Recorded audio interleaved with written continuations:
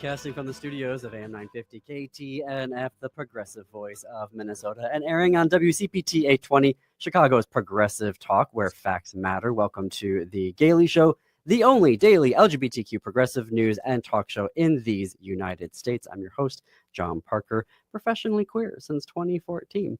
Lots of news happening already. Coming up after us, get ready for the best in progressive news and analysis with the Matt McNeil Show on AM 950, and Choose Views with Richard Chu on WCPT 820. For us today, it is our weekly Thinking Clearly, Thinking Queerly episode, where we sit down with a guest for the majority of the episode to help us think more clearly and more queerly on the major issues of the day facing the queer and allied community. After that, I will continue my Queer and the Cosmos essay series. Today, we're talking about exploring manhood. What does it take to be a good man in a world of toxic masculinity? My guest today is Shannon T.L. Kearns. Shannon is a transgender man who believes in the transformative power of story. As an ordained priest, a playwright, a theologian, and a writer, all of his work revolves around making meaning through story. His most recent book, No One Taught Me How to Be a Man, What a Trans Man's Experience Reveals About Masculinity, just came out earlier this year. Shannon was the first openly transgender man ordained to the Old Catholic priesthood. He has two upcoming books, Come and See an Invitation to a Radical Encounter with Jesus, a youth devotional, and Reading the Bible Through Queer Eyes. Shannon co-founded queertheology.com with Brian G. Murphy. Since its start in 2013, this work has reached more than 2 million people all over the world through videos, articles, and online courses and community. Their Queer Theology podcast is the longest running LGBTQ plus Christian podcast. Hello, Shannon. Welcome to The Gailey Show. Thank you so much for having me. I'm so thrilled to be here. All right. Well, we're talking about manhood, masculinity, toxic masculinity, but we can interpret those in different ways. And as I was thinking about this conversation, when I hear the words manhood and masculine, I'm immediately like defensive or want to run away as a queer man and as a queer kid. Because when I hear them, I immediately think of like the mental prisons I was in when I was an adolescent, and how that was all, weaponized against me. And that's the toxicity part of things. Before that, can we start with defining manhood more generally? Like, how do you define it in your book? Yeah, that's a great question, because I don't define it in the book. And I do that really intentionally because I think for many folks, they have the same experience that you have mentioned, right? This sense of not enoughness, of however we're defining masculinity, I'm going to end up on the other side of it or outside of it. And so what I wanted to instead say is that this book is for anyone for whom man or masculinity feels important to them, right? If there is something in you that says these words, whether now or historically, have meant something to me, then you're already part of the conversation. And how then do we look at what are the ways that we are healthy in those identities? How do we make sure that as we claim those identities, we're being healthy to people of other genders? That to me was a much more interesting conversation, because I think when you start trying to define what is a man, you end up going to all of these things that either put people on the outside or are based on biology or body parts. And like, as a trans guy, I know that those are not the things that make me a man or don't make me a man.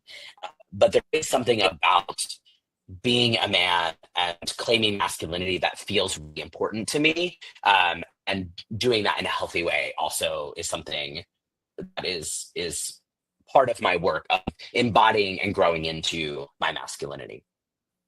Right. And I obviously, I mean, not obviously, you didn't necessarily write this book for the Trump administration, and particularly someone like Secretary of Defense Pete Hegseth, who's basically trying to get rid of anybody in the military. He's starting with trans soldiers and service members, but then, he's made plenty of statements about how he doesn't want LGBTQ people or LGBT people in there. He doesn't want women in there because, only dudes apparently can be soldiers. So we're sort of dealing with that nonsense, is the light way of saying, with it in 2025. But I want to kind of go back to your thought there of constructing your relationship with masculinity after your transition. Walk us through what construction meant to you. Yeah, I think in the very beginning of my transition, I knew that being seen as a man was right for me, that that was the correct way that I needed to walk through the world. But then figuring out, like, well, what did that even mean? And how did I want to embody that was a much longer process. And I think the gift of being trans is that we get to ask all of the questions, right? There was no one that is like, yay, you're a man. I got to really figure out, what does that look like for me, and how do I want to embody that? And I think in the beginning, I looked to the culture around me to say, what does it look like to be a man in this time, and how do I enter into that? And so I looked a lot at pop culture and depictions of masculinity in movies and television. I looked to the people that I was surrounded by and how they were inhabiting their masculinity. I read a lot of books because I'm a nerd, and that's kind of always my go-to. It's like, I'm going to see what the books say. And I found myself in each of those places finding some things that really resonated, but some things that, like, were not matching my experience. And having spent a lot of time in women's spaces also felt dangerous to the people that I, like, wanted to be in community with and wanted to be in solidarity with. And so that was forcing me to ask questions about, like, oh, everyone is saying this is what it means to be a man, but is that how I want to be a man? What does that look like for me? And so I tried on a lot of things. And I think that, again, it's a thing that a lot of cis men do too, right? We try on identities. We try to figure out what it means to us. But often I have found in talking to my cis friends, like, they're doing that without kind of naming it. It's just kind of happening in the background. And so I think, again, the gift of being trans is that I got to name, this is what I'm doing, and this is how I'm figuring this out. And I think that became a really healthy and helpful thing. In the beginning, I definitely tried on ways of embodying masculinity that didn't feel good to me, that were not good to the people around me. And so that was part of the journey too. It was like messing up and realizing, oh, this is not how I want to be. This is not how I want to move through the world. And then setting that aside and trying on something that felt healthier. So I feel like it was really a gift. And my hope in this book is that my journey becomes a gift to other men, so that they too can approach this work with some intentionality, no matter where they are in their journey of figuring out their masculinity.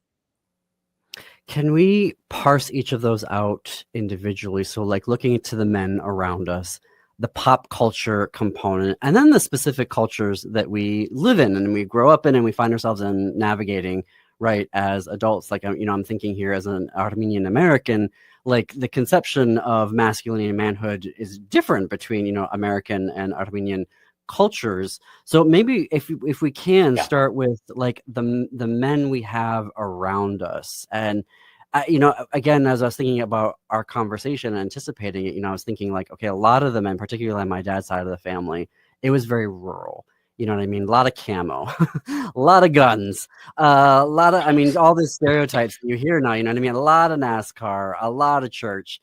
And that was sort of all of the ways that they were, like the bonding with the adult men in the church and the young men was to have go on an archery course or do hunter safety training, stuff like this.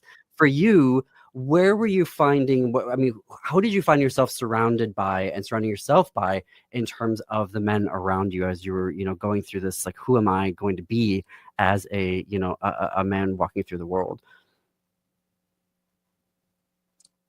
Yeah, it's interesting that you bring up the church, because I think that I grew up in a also in a rural community, also in a very churched community, and there was a sense that that upbringing definitely shaped how I understood gender, uh, and it was so interesting because looking back, it was like we were talking about gender all of the time, but we were also never talking about gender.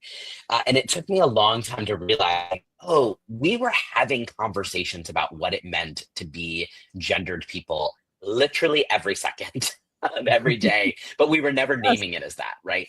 And so I think that was definitely a part of my framing. And I also grew up in a family where there was a lot of hunting and camo.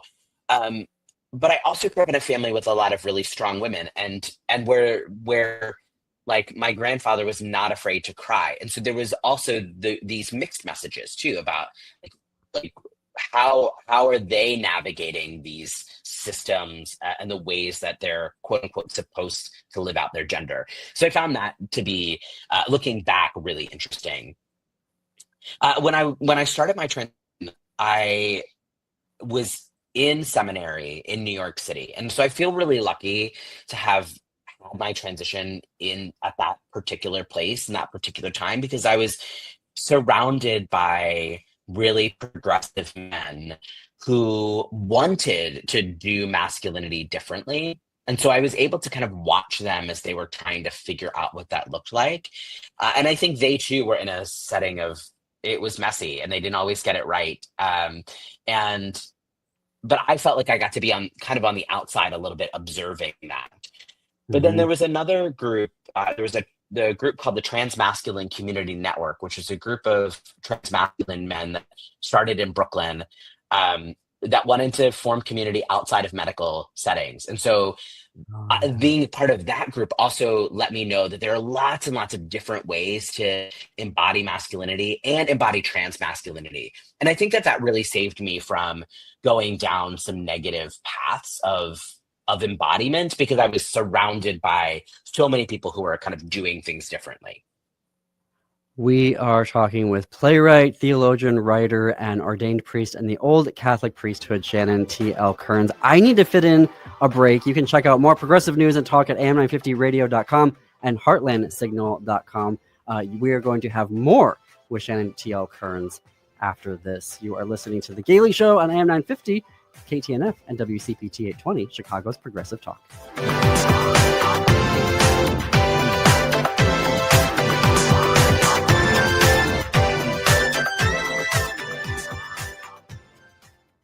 Do it.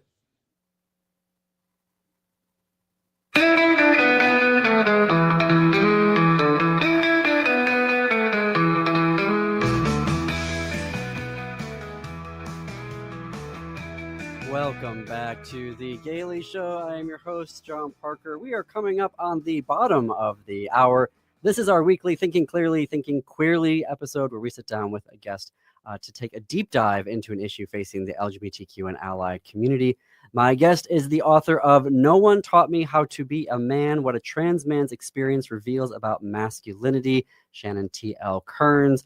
Before the break, so we're trying to break down sort of like the three areas that you map out, Shannon, in your book of where we learn about manhood and masculinity. One is those areas, the folks rather around us, the men around us. The second one is pop culture.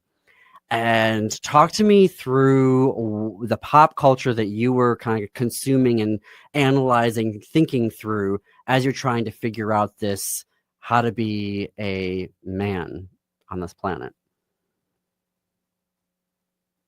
Yeah, as someone who grew up in the 90s, I think a lot about the kind of sitcom dad, right? As this place we figured out, and many of us like absorbed manhood, right? It's Tim the Tool Man Taylor is always the one who comes to me, who is like, just completely inept in his family, right? His wife absolutely did all of the work, raised all of the children, and he was just kind of there. And I think that there was kind of that pattern amongst a lot of the family sitcom shows of the kind of bumbling, incompetent dad. And so I think that has to have had an impact on our culture and on our conceptions of masculinity, probably in ways that a lot of us haven't even thought about, right? It's just like, oh, it's funny, and that's how it is, and we see echoes of our own relationships in that.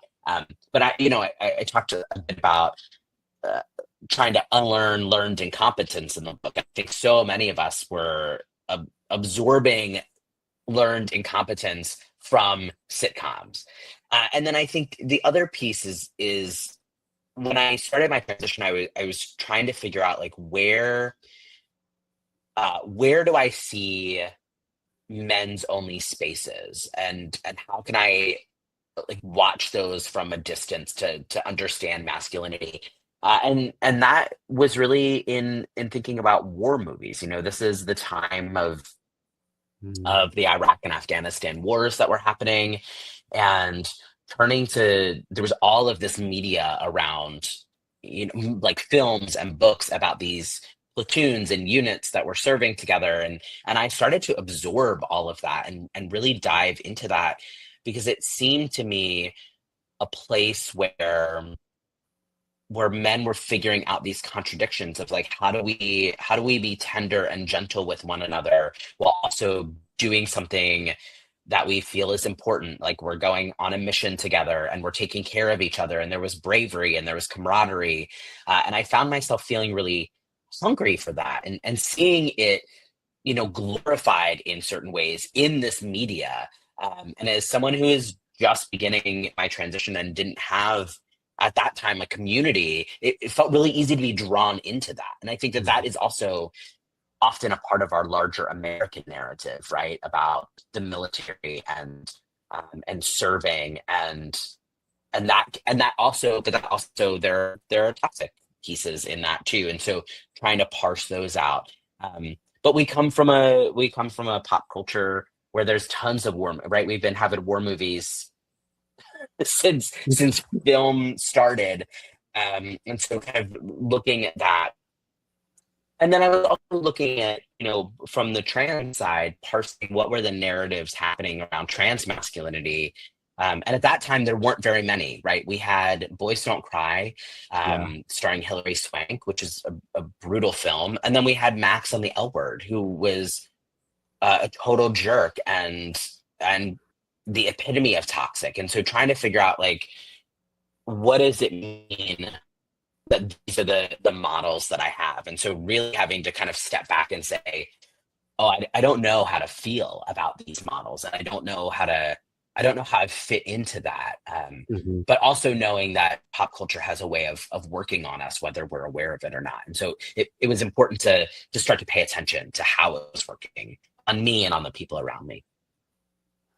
I don't want to create a binary, so maybe there's three that I can ask here. Like, as you're looking back on it now, is there a piece of pop culture that you thought was like positive? Like you're like, this is the one I'm gravitating towards the most in how it's depicting manhood and masculinity. And I'm kind of curious, is there one that you were like, ooh, no, red flag? Like, no, absolutely not. And then maybe, so we're not creating a binary, is there one that was ambiguous that you were like, ooh, this is kind of interesting and kind of queering the notion and how it's sort of, dealing with masculinity and manhood? Yeah, I feel like the third one. Yeah, go for it. Sorry. Yeah, the third one is, I think, has to be Boys Don't Cry for me, right? Because there was an element in that film. It was the first time I saw a trans masculine person depicted on a screen, and so that was really eye-opening for me. And it was the first time I saw that film, like, before I even had an inkling that trans men existed and that I was one. And so there was something in that of real. It was a real gift, right, to be able to even have go into that world. And so I'm grateful for that film, even as it was very complicated, and I have really complex feelings toward it. And I think that some of the narratives in that film around masculinity were very much shaped by the biases of the people that were creating that film. And that's one that I think is kind of in that third space for me.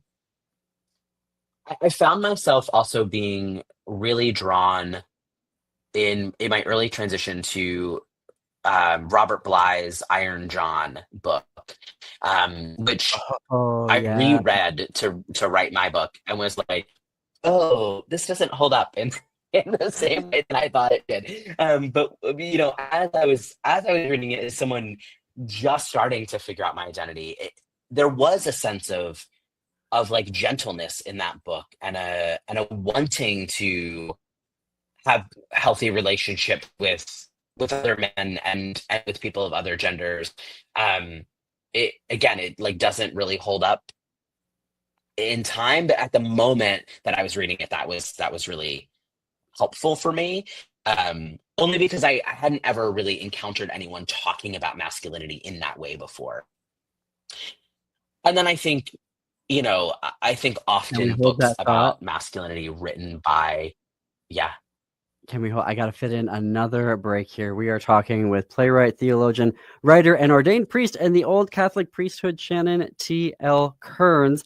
I need to take a break. With corporate media bending the knee to MAGA, support for independent news and talk is more important than ever.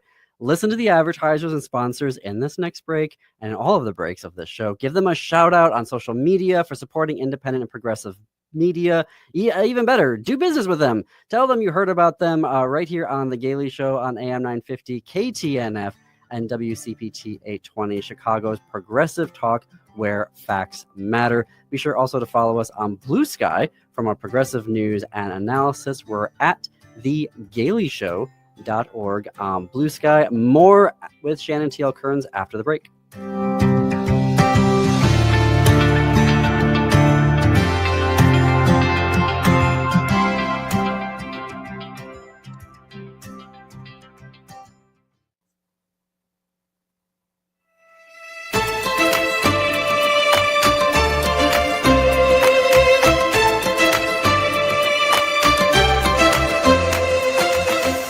Coming to you from the studios of AM 950 KTNF, the progressive voice of Minnesota, and airing on WCPT 820, Chicago's progressive talk. Welcome back to The Gailey Show, the only daily LGBTQ progressive radio news and talk show in the country. I'm your host, John Parker. It is about 33 minutes after the hour. It is our weekly Thinking Clearly, Thinking Queerly episode, where we sit down with a guest for the majority of the episode to help us think more clearly and more queerly on the major issues of the day facing the queer and allied community. With me today is Shannon T.L. Kearns. He is a transgender man who believes in the transformative power of story. As an ordained priest, a playwright, a theologian, and a writer, all of his work revolves around making meaning through story. We are talking about his most recent book, which came out earlier this year. Links in our show notes and on our website to purchase your own copy. The book's title is No One Taught Me How to Be a Man, What a Trans Man's Experience Reveals About Masculinity. Shannon, okay, so we were talking about how we learn to be a man and what masculinity is from the men around us, the trans men around us. We were talking about pop culture before the break. Let's talk about culture more writ large, right? And if that's okay, because I was thinking about this. You know, the men on my dad's side of the family were very, I was just saying earlier, that sort of camo religious NASCAR, right thing. When I was thinking about on the Armenian side, it was very masculine sense of doing sports, being aggressive, both in like physical, like stuff that you do, but also like in arguing and having conversations. Like you always had to make your point and, and really jump in there.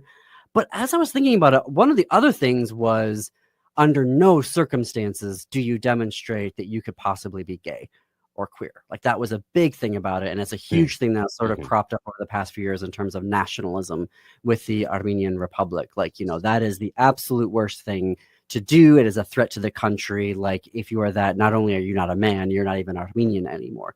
So talk to me about, as you were writing this book and thinking about it, the role that culture was playing for you and the argument that you're making in the book. Yeah.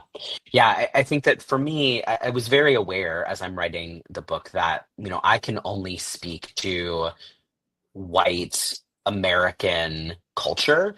And yet I think that part of what you're hinting at with your talk about your family is that like though so many of these things are across cultures, right? This idea of um, what it means to be a man, that toughness, that aggressiveness, that's in so many of our cultures. So I hoped that by writing specifically about the things that I had experienced and the things that I saw in my own culture, that it would open up conversations for folks who didn't share all aspects of the culture that I came from. I also think that it was really important for me to talk about the ways in which culture works on us, even sometimes without us understanding that it's working on us. So some folks were surprised that I had a whole chapter in the book about um, religion and evangelicalism, Christianity in particular.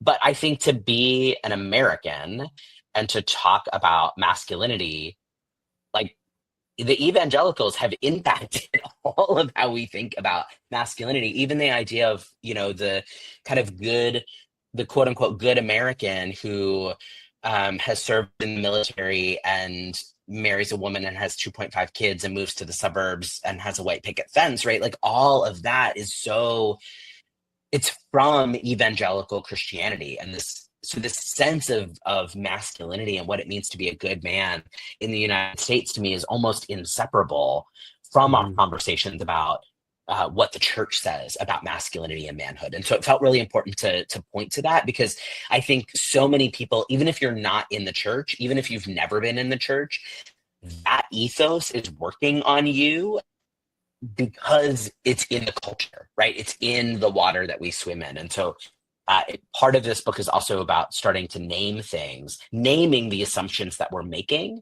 naming the things that we're just absorbing as truth and fact without investigating them. I think is really important because, and I think even as I was reading progressive books about gender, so many of them were also making assumptions about biology, making assumptions about what it means to be a man or a woman, or what men or women want, um, leaving no space for people who identify outside of those binaries. And I found that even in really progressive books, and so it feels important to start to pull some of that apart. And again, I think that this is the gift that trans and non-binary people can give to the world, is that because we're standing outside of these spaces often, we can see them in ways that people who are in them haven't been trained to see. Can you walk me through when you started to realize I mean, how did it come about that you're like, wait a minute, cis dudes are also dealing with a lot of the stuff that I'm dealing with right now? Like, walk me through how that idea and that argument came to you in terms of writing the book. Yeah, I think that to me almost immediately as I started transitioning, because I was suddenly having conversations with cis men who I thought had it all together, and realized that they were asking so many of the same questions that I was asking. Like, what does it even mean that I'm a man? How do I do this in ways that feel healthy? Um, and then as time went on, and I got into more and more conversations with more and more men, and listened to how they talked about their own masculinity, and I think some of them felt comfortable in talking to me about it in ways that maybe they wouldn't have talked to their cis male friends. Like I felt like I was getting a window into the world, and realized that these questions of am I enough, uh, how do I be accepted by the people around me as a man? How do I prove my masculinity? Do I even want to prove my masculinity? Right? All of these questions were just so present for folks, and even present in folks that you would look at them and be like, oh no, they absolutely have it together. They absolutely, whether they have it together or not, they think they have it together.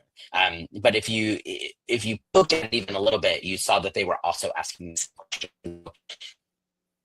That coupled with reading a lot about gender made me feel like it was time. It was time for another voice in the conversation who might be able to complicate things a little bit and say, I think that we're missing some angles on this. And like maybe we can enter into a new conversation that might be more life-giving for all of us.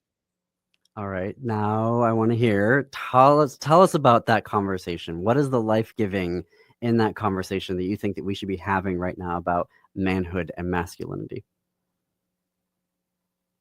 Yeah, it goes back to intention, right? I think first of all, paying attention to the things in our lives that are not working, and really being honest about that. Like, what are the ways in which my relationships with people of other genders don't feel right or good? What are the ways in which I have a relationship with my body or the way that I'm holding my body that doesn't feel comfortable? And that I'm doing that because I'm afraid of what other people are going to think. Really kind of diving into those things. Where are the places that I'm feeling friction in my relationships and the people around me that I'm feeling like I'm being called out on things, but I don't even understand. I feel like the world is changing and I don't know how to change with it. I'm afraid of having hard conversations. I'm afraid of taking care of my health. Like all of these things that we're seeing in the studies of like the very real things that are impacting men, and also being honest about the ways in which we're doing that harm to ourselves by not being intentional about the ways that we're embodying our masculinity, by not being honest about the ways that we are giving into culture. And so to be able to start to have a conversation about, yes, it is all of these systemic things.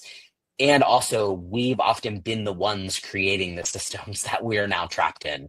And so, like, if we can really start to do this work, it's not just going to be good for us, it's going to be good for everyone. And so we have to enter into the work, I think, with intention and with honesty and with vulnerability, to start to break down these systems that are holding all of us hostage to them. Mm-hmm. We're talking with playwright, theologian, writer, and ordained priest in the Old Catholic priesthood, Shannon T. L. Kearns. This is a huge question, and I have like less than 5 minutes left.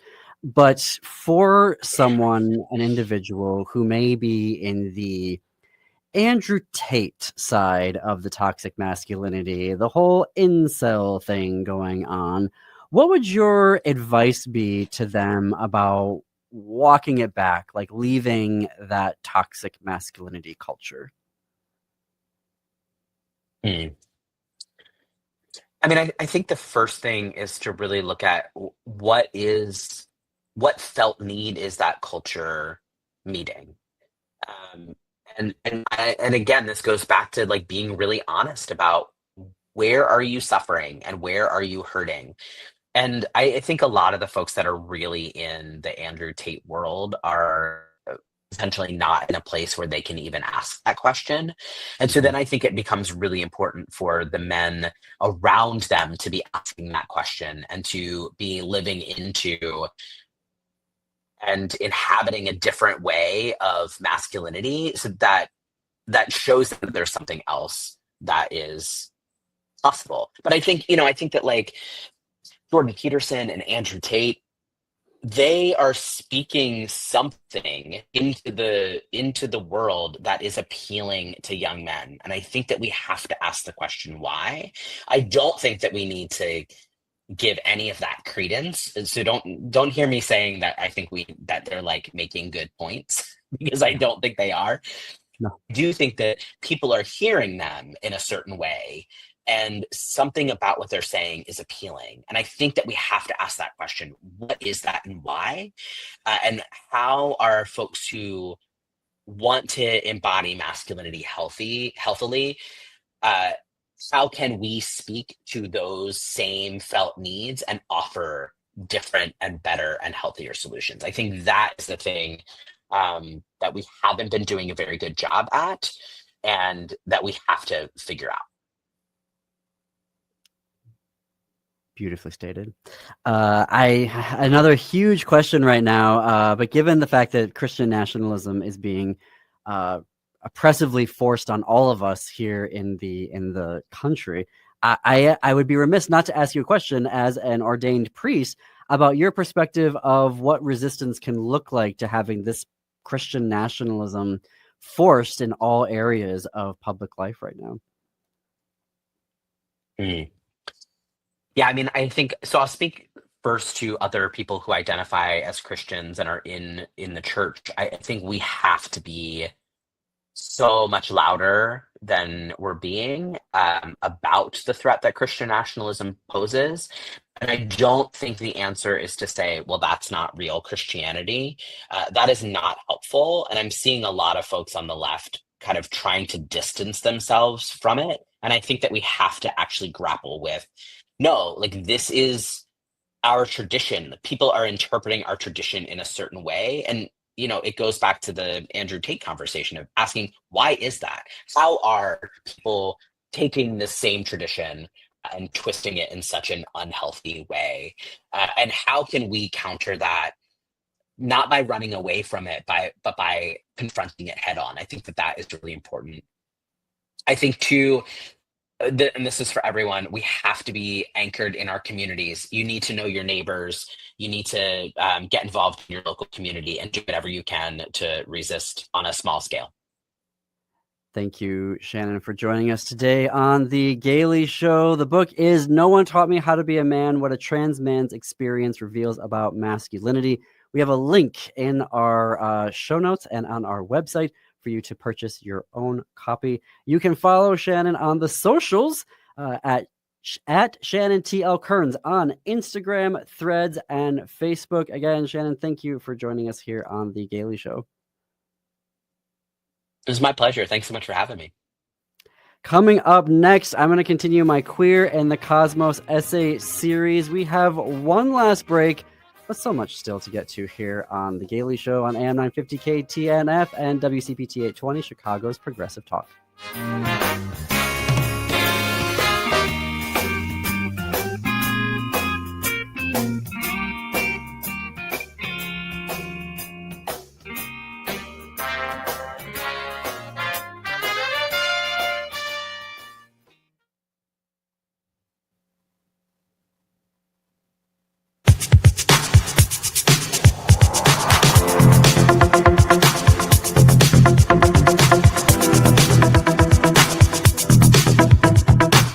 Welcome back to The Gailey Show. I'm John Parker. We're coming up on the top of the hour. I close out our Thinking Clearly episodes with a weekly essay series that you can only find here on The Gailey Show, nowhere else, not even Substack.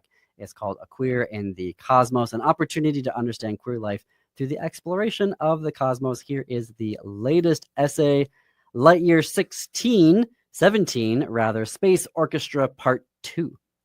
Last week, I shared how I came to play the violin as a kid and how immediately those around me branded both it and an orchestra as queer, quote unquote, not something that real men do. It was so constant and so intense for that first year, the discrimination forever coded in my brain that the violin was a queer thing to play. And for years afterwards, though less intense, I navigated a culture that did not fail to remind me of that very message. For all the girls then in the orchestra, it was just another hour in their daily schedule. But every day that I walked into rehearsal, it was existential. On my worst and most frustrating days, I just wanted to scream, "Do you know what it takes for me to be here?" And I love the violin. I never saw myself as becoming a concert violinist, a professional. I loved holding it on my shoulder, my chin tucked into it. I loved the motion of the bow. I loved when my ring finger could get a great vibrato on a note on a string. Listening to music was my safe space, and orchestras above all. It felt all powerful. Tchaikovsky's 1812 Overture was the first great symphony I played. It was in junior high and a huge undertaking of all of the school's orchestras. And that finale felt cosmic. It felt like the Big Bang, even though I didn't believe in the Big Bang as a dutiful Christian at the time. But if the Big Bang were to exist, then I imagined it to be the 1812 Overture finale. It felt like the very vibrations of our music were rewriting the atoms in our bodies and in the entire auditorium. The explosions of percussion, The speed of our arms pumping planetary engines, our fingers racing up and down the fingerboards like quarks and protons and electrons just bursting into existence. The heralds of trumpets here was a new cosmic reality. That was not something I was willing to give up. So you can imagine my delight a few weeks ago when I randomly came across the International Space Orchestra. I was searching for LGBTQ people in space and came across a profile of Nelly Ben Hayun Stepanyan and her upcoming film Doppelgangers. As I was reading it, my jaw dropped when the writer noted that Nelly is from the city of Valence in France. That is where my family lives. And then my jaw dropped further as I started to research Nelly, and I found a 2025 profile of her earlier this year in Schon magazine, quoting from it here. On the subject of who should be the first to return to the moon, Nelly is clear. It should be queer people. We are the ones who can express ourselves in ways that will make us much more adaptable to space. Okay, so a queer Algerian Armenian from Valence who, as it turns out, founded the International Space Orchestra. This broke my brain. The members of the ISO are scientists from the NASA Ames Research Center, the SETI Institute, Singularity University, and the International Space University. Spatial missions and historic moments in space travel inspire the original music they perform.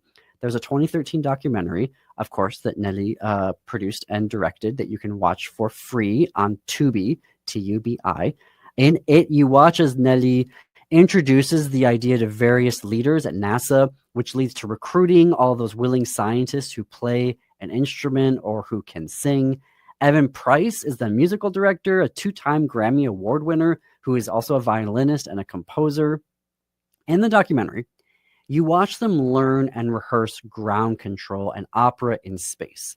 It's a 27-minute composition that reenacts the Apollo 11 mission through original music and readings from the actual transcripts of events from mission control during Apollo 11's historic landing on the moon. As you're watching the film, you can see Nelly's intention crystallize. Yes, there is the spectacle. Their first performance is outdoors in front of the world's largest wind tunnel.